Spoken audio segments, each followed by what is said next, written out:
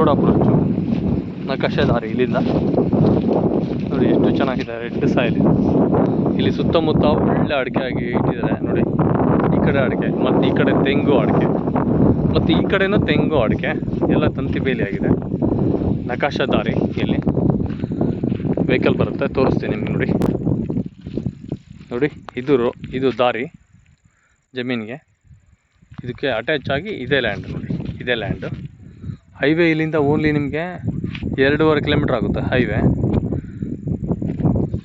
ಬೆಂಗಳೂರು ಇಲ್ಲಿಂದ 180 kilometre, 180 kilometres Bengaluru. 1.5 ಎಕರೆ general property. 1 ಎಕರೆ ಬಂದ್ಬಿಟ್ಟು ನಿಮಗೆ 16.5 ಲಕ್ಷ.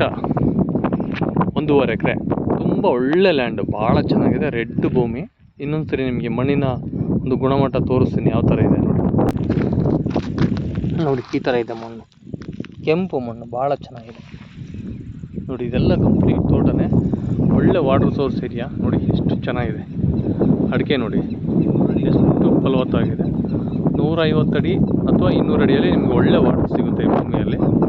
ಈ 1.5 ಎಕರೆನ ಒಳ್ಳೆ ಫಾರಮ್ ಹೌಸ್ ಮಾಡೋರಿಗೆ ತುಂಬ ಅನುಕೂಲಕರವಾದಂಥ ಭೂಮಿ ಇದು.